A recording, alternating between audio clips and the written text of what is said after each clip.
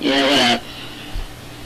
I wanted to do a response video to HTV122. He made a video titled, I hate pro-black people. I guess he got inspired to make this video from a comment he read on another video. I've been wanting to talk about this topic for a while. A lot of topics I've been wanting to talk about, but I just don't have the time. He was basically talking about how pro-black people, a lot of pro-black people are not productive. And that if you're not productive, then you're no different from a person who's not pro-black. If the knowledge you've learned is not driving you to be more productive and self-reliant, then what good is that information? It's no good for you. And he you know, if you're not, he was saying that if you're not productive, then you shouldn't be pro-black, you know. And I agree and disagree with that. You know, a lot of people say that I'm real gung-ho, or that I got this attitude where I just, you know, a sort of kill a nigga attitude, but that's not me at all. I analyze shit thoroughly before I talk about it. And when this habit of mine of thinking about issues more before I speak on them, it didn't happen overnight. When I was a lot younger, I didn't do that. I just jumped head first into issues, you know, and figured I knew it all. But that's not the case. I think that's how we deal with black issues and being productive. You know, that we should just jump right in and, you know, change the world in 60 minutes. You know, like it's a movie or something. But you gotta define what productive is. What does it mean to be productive? You can't hold black people, the average black person, against the standard of the Nation of Islam. That's a multi-million-dollar nation. And they've been multi-million for decades. The average black person can't build schools, or universities, libraries. The average black person can't even afford to start their own business to hire people. So you can't knock what small ways people are being productive in. For example, back in 2002, I started getting into books and stuff. I started reading, you know, and around 2004, I met this Nigerian woman online. She's not really a woman at the time. She was in her early 20s, but I met her online, and I found out she was an artist. Well, I'm an artist. I've been into art all my life. I'm rusty now because I haven't been practicing, but I liked her artwork. I was only using pencil and oil pastel. She was painting with oil paint, and I liked her work. I liked her style, and I encouraged her to get better. I was giving her ideas and stuff. Over time, she got better. She was better than even college graduates who had graduated from art school, you know, professional artists. She was better than a lot of them, if not better, just as good as they were. So I had money, and I decided to go into business with her. I wanted to invest in her work and sell her artwork here in the United States. You know, open up a market here for her. Then once we got off, you know, got going, maybe hire more artists. Well, I invested a little over $10,000, and we made a few $1,000s, but ultimately the business went under because she was not here. It's hard to sell art or to be successful in art if the artist does not live in the same country. Like a lot of these festivals, I know it's a big one they have every year in Chicago. You have to be the actual artist in order to present your art and sell your art and things like that. So I had to invest more money, like set up in shopping malls, and it took a lot more promotion money than I had available. So ultimately the business went under. But she's doing pretty good right now over there in Nigeria. But my point is, during that time I was productive, or what we would call productive. Now, was I only justified to, say, make videos talking about history, giving advice, you know, talking about social issues? Was I only justified to make those type of videos while I was, you know, running that business?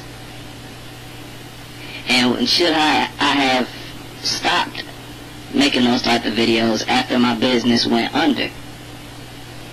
That's the part I disagree with.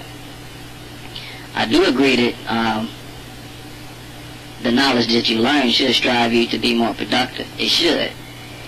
You know, you should be doing something, what little you can. Even if you can just find some of these online stores, these black online stores, support them. Those are black people who are trying to be entrepreneurs. I buy little medallions, you know, I buy hats, t-shirts, you know, oils and you know, cologne. I buy what I can. I help out. I do what I can. And I would prefer to have many of their items than to have something from, say, Walmart or something. And many of the prices are just as good. But aside from that, if you know all this stuff, you got some sort of knowledge of history. You got an understanding of how society works. You should share that information. If you're sharing that information, you're being productive. We underestimate, and we are so easy to knock, quick to knock, things like the cyber world. You don't know what somebody else might do with the information you're putting out. Look at how fast these videos get views. You get thousands of views. How else would you get thousands of people to hear you? Just say going outside on the block or something. You're not going to get thousands of people to listen to you. But on YouTube, it's simple. You can do it with every upload. That's productive. You're saying, hey, I don't have the resources to do anything with this information, but maybe you got the resources. You never know who you're going to touch with information when you're putting it out there. And we can't expect, like I said, to leap in and, you know, expect things to happen overnight. We're taking baby steps right now. People as destroyed as we are, we actually are we're worse than in a Great Depression. We're in a Great Depression, the black population is right now, by definition. So we're not in a position, the average black person, like I said, is not in a position to just jump up and open stores and do all this shit.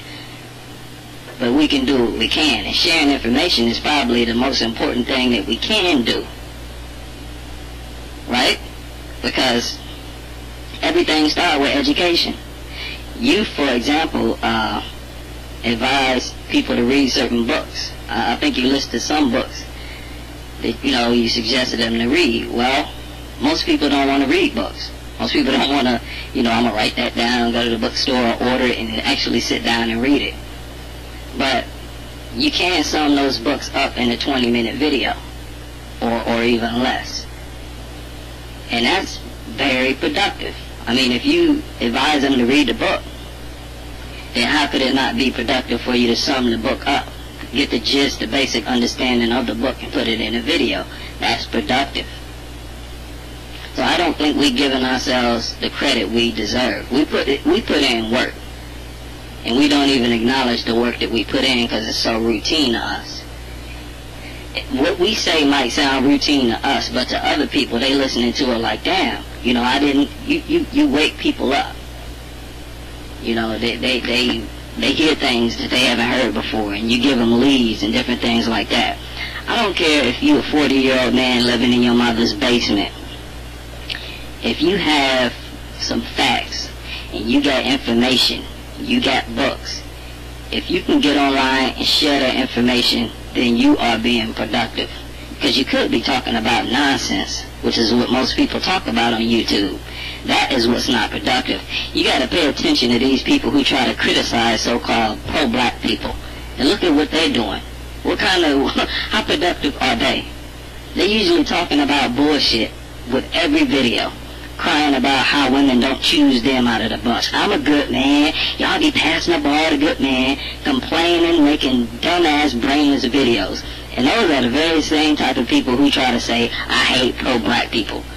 Your thing is that you should not give a fuck what people like that think.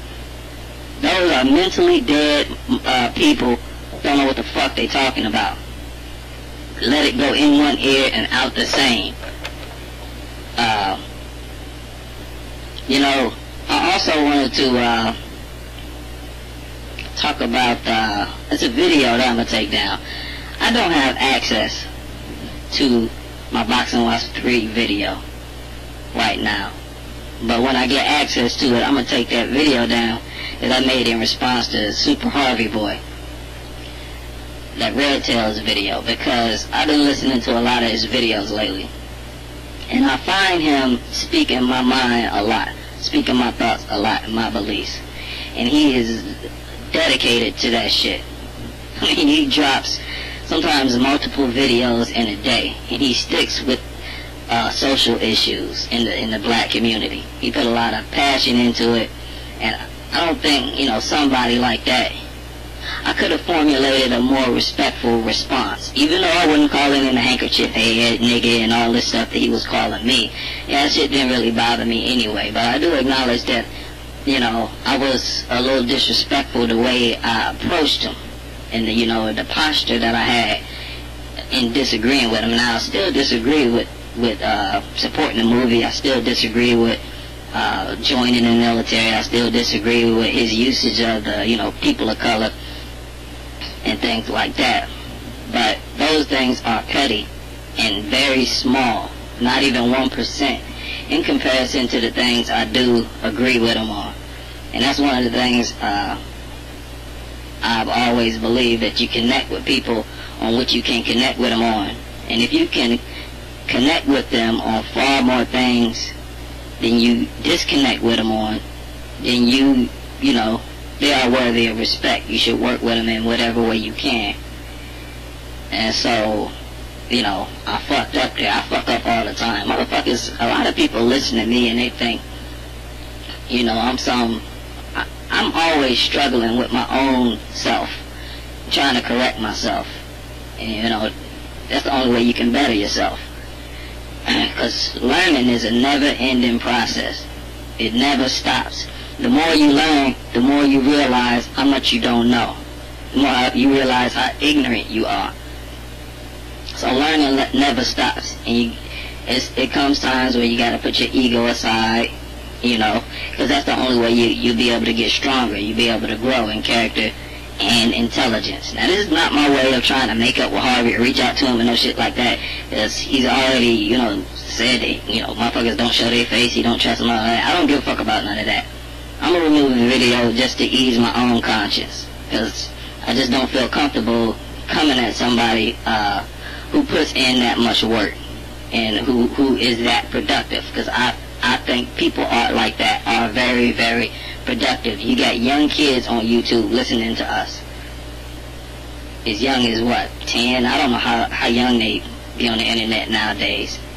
And we can be waking people up at a very young age to information, you know, that they need to know. That's extremely productive. That's the number one thing we could be doing right now. Teaching the younger generation. So, I hope the young guys keep that in mind. I sound like an old. I really don't like saying this type of shit, man. Because I'm 35, and you know, some of these guys that I interact with on YouTube are young, 21, 20, 19, 22, and I'm old enough to be their father, to be honest. And from experience, you know, because I used to hate when older guys would tell me this shit, like, well, you know, you'll learn once you get older, or more experience. And I'm like, yeah, whatever. You know, I'm smart now. That was my thinking. But I can tell you from experience, don't get set in what you believe right now. Be flexible. You should always be open for more information. When you put yourself in a box, you won't be able to grow. And like I said, that's bad, because learning, like I said, is a never-ending process.